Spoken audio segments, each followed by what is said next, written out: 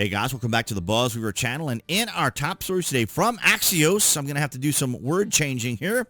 Democrats told to take one for the team for the anti-Trump resistance. Now, it's easy for them, isn't it? For the Democrats to say this. They don't want to put themselves in harm's way, of course.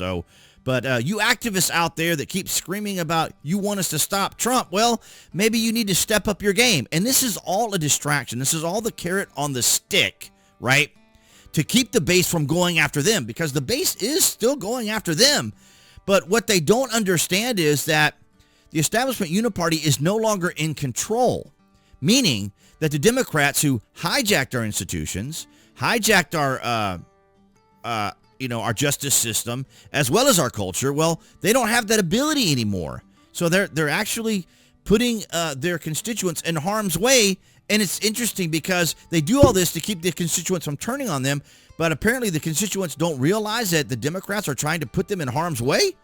At town halls in their districts and in one-on-one meetings with constituents and activists, Democratic members of Congress are facing a growing thrum of demands to break the rules, fight dirty, and not to be afraid to get hurt. Well, as we said just now, the reason that they were doing all this because their attitude back when the Biden admin was there, if you want to call it the Biden admin, it was the establishment admin. You know, they basically hijacked everything. They hijacked our culture. They hijacked our institutions. They hijacked our justice system. So their attitude was, come and do something about it. Try and stop us. And of course, if you try to do anything or even spoke out against them, they would just shut you down. Why it matters.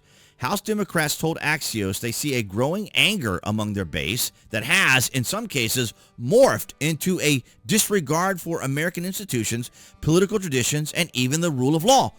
They basically just quoted what I just said to you guys. They basically just outlined the exact way that I phrase it when it comes to what they did. It's extraordinary. For months, Democratic lawmakers have fumed that their base demands to fight harder, misunderstand the lack of legislation and investigative power affordable to the minority party in Congress. No, it's because you had all the power at one time. Yeah, and these are the same people that talk about fascism, right? These are the same people that say that Trump is a fascist. No, these individuals, when they say democracy, what they mean is multicultural, authoritarian democracy. They want to be back in control. They want to be back doing what they want to do the way they want to do it. And within this small majority of people, they want everyone else to have to contend with them. All of us had to change our lives for these small majority of people. And as I've said here on the BuzWeaver channel, I am not about isolating and alienating and segregating minority groups or smaller groups of people. When I say minority groups, I mean just the mindset of the left. These individuals with DEI, intersectionality, identitarianism, all these. That's what I mean by that minority there. Because as you guys know, as we've talked about here on the BuzWeaver channel all this time, this is what they do. What we're hearing, the grassroots want more. Some of them have suggested that we really need to do is be willing to take one for the team when visiting ICE facilities or federal agencies, a third House Democrat told Axios. That is irresponsible, right? You already have a angry, angst-filled, hate-filled base against Donald Trump, and now you want them to go even further. You want them to take it up to the next level. And of course, as we always talk about when it comes to Tim Pool, who always likes to mention civil war, I mean, how close are we to just this level of unrest already? And we see here from X, of course, if you haven't already, guys, you can follow me on the platforms. All my links are down below. A few hours after this was published, an armed psycho ambush immigration enforcement officials at a facility and harmed a police officer. Axios, well, I can say shot a cop. Axios and these Democrats know exactly what they're doing. And it's extraordinary. And I'm going to leave this here just for a moment so you guys can see what they're saying here. I'm not going to read a lot of this out loud, or I'm not going to read it, but you guys can pause it and read it. And then we see here, as they were saying, the New York Times, police officer shot outside immigration detention facility in Texas. Several armed people were taken into custody after officers responded to a report of a suspicious person outside the detention center, officials said.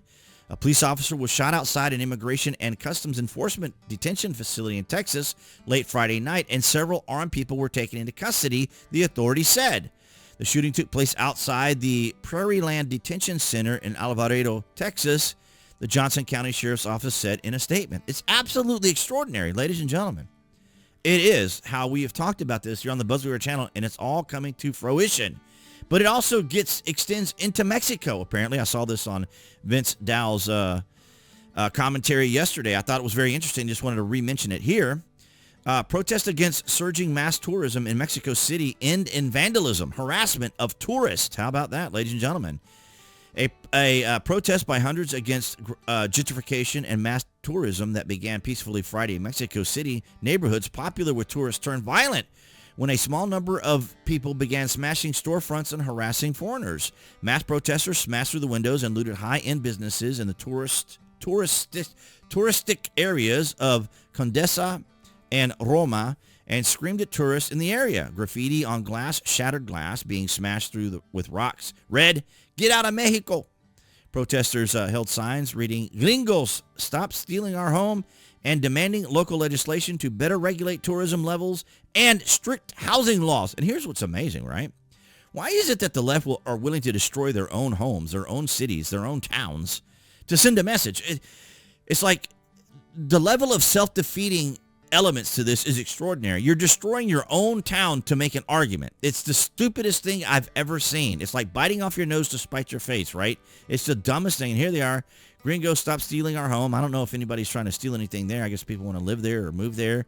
And here they are being destructive, just like here in the good old USA. They just go and just destroy their own property, destroy their own towns for whatever purpose. And here we have a TikTok Here we have a TikTok person here talking about her experience. This was quite interesting, actually. So this is what happens when you get caught in Mexico. How did they even find me in the first place? I was coming back from a concert in a bus stop at a toll booth. Some guy came in asking for ID. I showed him my California ID, but I didn't have my passport. Next thing I knew, I was in a van. I got to the immigration office. They patted me down, took away all my belongings. They looked me up and they saw that I overstayed my 180-day tourist visa. Long story short, they didn't let me leave the immigration office until I bought my ticket to go back to the USA, which is crazy because I already have my dual citizenship in process, but it's not complete yet. That could be why it didn't show up in the system. The closest flight I could get had multiple stops. Before I went to LA, I stopped at Monterrey. I thought it was going to be a smooth process going back to the United States, but then this happened.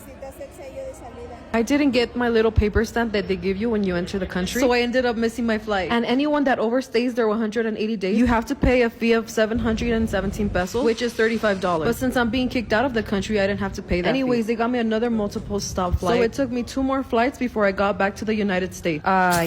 So there you go. There you go. She's getting booted out of Mexico. Extraordinary times that we're living in, ladies and gentlemen. I welcome your thoughts and comments down below. How much more escalation do we really need? How much escalation should we be concerned about with what the Democrats are demanding and asking for from people? It's absolutely extraordinary, is it not? That we're seeing this level of interaction now. And of course, as we know, the Democrats, they're not going to put themselves in harm's way, of course.